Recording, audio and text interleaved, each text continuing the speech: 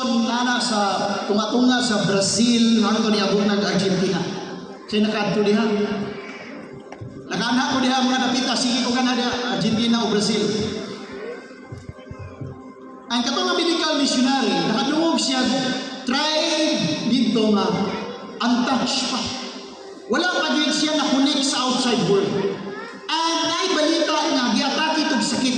Dahil mga hubag-hubag na ning abot sa ilahang nga tribe, nga maihinungdan na mabuho ilahang tribe. So, ang isang medical missionary, mission siya dito. And because untouched pa sila, hindi pwede nga mulusob lang siya dito. Basig kakon siya. So, sa iyang himo, naging mo siya ni strategy, very simple. Kala siya little gifts. Ingato siya sa outskirts sa ilang territory, sa village, dito sa Gawas-Gawas banda. Nanghatag siya gift dito sa mga bata, sa mga dagko. Nalipay kayo ang mga katong indigent. Nga nakawaw sila maayo. Nakalungo mo siya gihatag. Kanang naaw sa course sa mga babae, nasa inyo ang bag. Kanang hindi ko club ninyo diya, makita kung okay ba ba yung make-up, kung medyo nalanay na, mga anak mo. Diba? O inianan ninyo sa kawang pilo, murag natangtang na musa. Diba? Kana, mga idihatag niya dito. Kita mga lalaki, murag, need na ito na. Diba? Pero need po na ito na, pansin mo tayo, hindi na ito makita itong face. Ang lipay kayo sila because wala pag nila nakita ilang true reflection sa ilang image. Because ang ilang tubig dito, lubog-lubog niya. Distorted pa dito. So, hindi makita ang ilang tipong image. Pero pagtanaw sa samin, ang parte nilang lipaya. O ito na amigo sa medical missionary, welcome siya. But ato nga tribe, ato nga village, na lady dito, anak sa chief sa tribe. Ang katong nga lady, well, bata pa siya, nagkasakit siya itong hubag-hubag. Nagidala-dala niya, hantong nanindako siya, na wala lang na daw ang iyang lawas, kundi na-distort pa ang iyang face. Na kung tanawon siya, horrible, hadlok kayo siya tanawon. But because she is a daughter of the chief of the tribe, wala maka-istorya niya nga pati kanaw. Wakwak ang dagoy, wala. Muna'y maka-istorya niya, you are so beautiful in my eyes. Muna'y maka-istorya niya, sa village ikaw ang pinakagwap. So pagkahibalo niya na natong samin, excited kayo itong anak sa chief, the chief daughter. Ningon siya makita, naging ako pagka-Miss Universe. So mga itong napadala sa isa dito, imagine ninyo sa iyang excitement, di ba?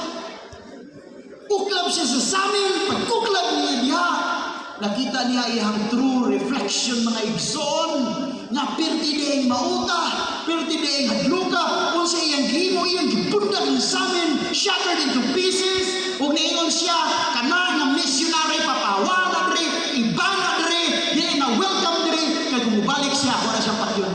Kung ningkuman siya, kanang samin, panglabay na, guba na. Kaya dili na ako na gusto. Tungod kay wala niyan ang iyan makita. This is a great illustration that the Word of God, getting a message, hardening of your heart,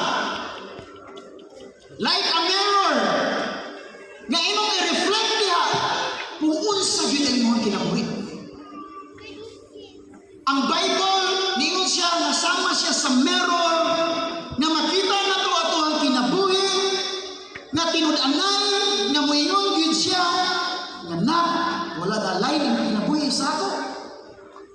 Or maybe ang imong kinabuhi, you're into sin. Pagbasa mo sa Bible, para pagkadungog mo nga preaching, hardening of the heart, pwede ka muingon diha nga, dili na ako. Pero ang Bible, utugan na sa tinuod, because absolute truth na siya mga igsoon.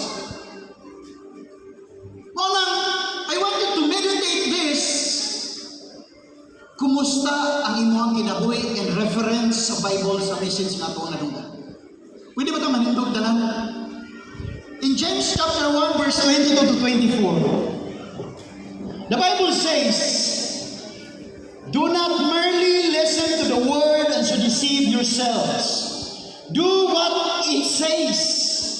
Anyone who listens to this word but does not do what it says is like someone who looks at his face in a mirror, and after looking at himself goes away and immediately forgets what He looks like. So ang Bible niya is like a mirror. Na mapanamina na to ato ang self. Mayroon ka. Sa gi-preach karon ni pastor. Murag, ako tong lady nga na-distort na ako ang life. Tungod sa sin. Tungod sa pagpagahi-gahi. Tungod sa pagwalay hatag o importansya sa mga butang niya sa Ginoo. Or maybe nakadiri karon, ninong lang ka. Atong mga ibang delicate diri. Wala pa nimo actually gihatag imo ang life diya kang Jesus. Di ba ito nibasa sa Revelation niya si Jesus, I am knocking at your door. Kinsa tong open sa ilahang door, I will come in and I will live with Him and I will eat with Him. Pero maybe lahi pa naghari diya as you reflect diya sa scripture, sa Bible, like a mirror.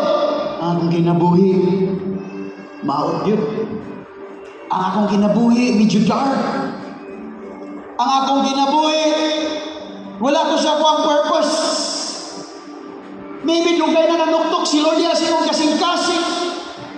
Pero kapag aigahi lang gihapon ka mga igsot, gusto si Jesus mo puyo sa imo kay gusto siya na i-bless ka, elevate ka. Pero gigamit nimo ang free will. Nagapagahi-gahi ka sa imong kasing-kasing. I believe si Holy Spirit